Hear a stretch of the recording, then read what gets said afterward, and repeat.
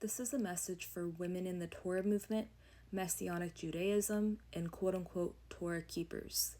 Stop compromising on the name of the Messiah. Out of one breath, you'll use Yeshua, and out of the other, you'll use Jesus. A, because you think they're interchangeable, or B, because you have a respecter of persons and will not rebuke sin. So when you have a conversation, you'll just interchange the names to fit in with whoever it is that you're talking to. And we're told in James 2:1-9 that the faith of Yeshua is the royal law without respect of persons. Did you know that Jesus is the name of Baal, the son of perdition? 2 Thessalonians 2, verses 3-4.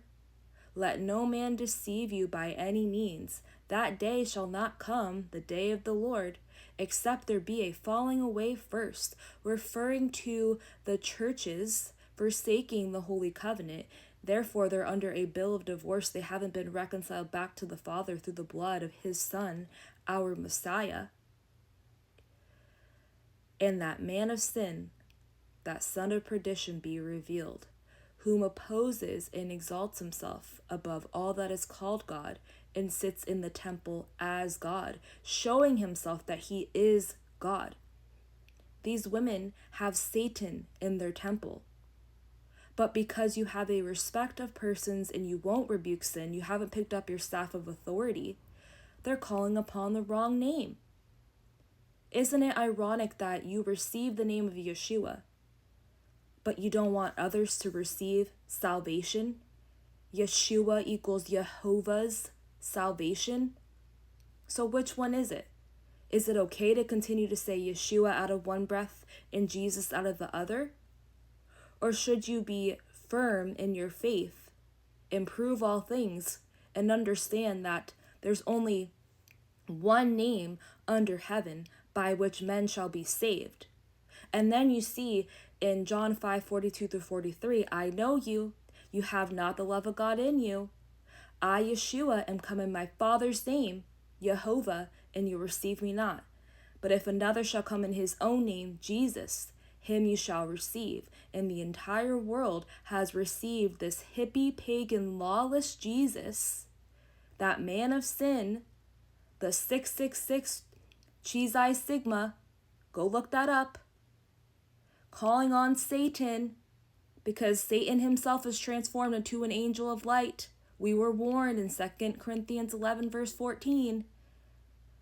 But you're too busy feasting in a profane land, and we don't even have the correct calendar. And we're told in Deuteronomy 12 and Deuteronomy 16 that there is a full instruction as to where the feasts are to be kept, and it's in the land where he put his name, Jerusalem. He didn't put his name in America, aka Mystery Babylon. So those of you that are profaning Yah's holy feasts are going to be thrown into captivity, Hosea 8:11-14, because you're too busy filling up your own belly, going after your covetousness, and presumptuously doing his feast. And we see in Psalm 19 that presumptuousness is the great transgression. Psalm 19, we're to be aware of that sin. And not only that, but you cast stumbling blocks upon the sheep with your Fakeo-Hebrew, which is so ironic that you sit there and try to tell people that God's name is Yahuwashi and we have to use the word Ruach HaKodesh. Meanwhile, you're interchanging the name of the Messiah. Make it make sense. The Messiah, I am not sent but unto the lost sheep of the house of Israel. Those that have eyes to see and ears to hear, the 10 northern tribes that were scattered into the Gentiles. Why aren't you finding your sisters, ones that are hungering and thirsting after his righteousness? Quit being a dumb dog, lying down, loving to slumber. A dumb dog that cannot bark, Isaiah 56. Why didn't you pick up your staff of authority and do what it is that we're doing right now? Do you not see that in 1 hour, Mystery Babylon will be destroyed? America, Satan's going to be cast down over the drunkards of Ephraim. Woe to the crown of pride and the drunkards of Ephraim, whose glorious beauty is as a fading flower. Isaiah 28, I suggest you read that chapter. Why are you so stuck up in your own ways and only care about yourself? You care about yourself, filling your belly, doing your feast, learning your Fakeo-Hebrew.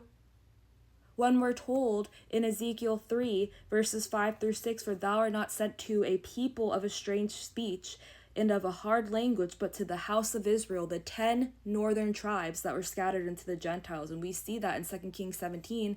Newsflash, there are 2 houses.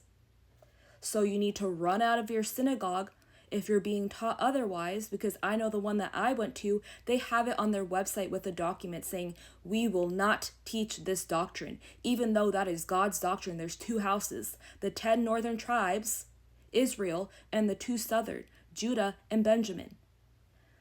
Not to many people of a strange speech and of a hard language, whose words thou cannot understand. Surely had I sent to them, they would have hearkened unto thee. If you're in America, what's the language that most people speak? It's going to be American. You're not going to speak to them in Fakeo-Hebrew. You're not going to speak to them in a language that they're not going to understand. So God, Lord, Master, those are all just titles. The true name of God is Jehovah or Yah, and the name of the Son is Yeshua or Joshua in English. And we're told in Zephaniah 3:9, for then will I turn the people to a pure language, that they may all call upon the name of the Lord, to serve him with one consent. That time has not happened yet. We wait on him. He's going to restore all things, even the feasts. So now's your time to repent and enter into life. Many are called, but few choose. You were called, but you stumbled, and you're going back to perdition. And you're going to find yourself in the great tribulation if you don't buckle up and figure out what it is that your Messiah commanded of you. 10 simple rules, and then you teach others to do the same, not placing stumbling blocks upon the sheep.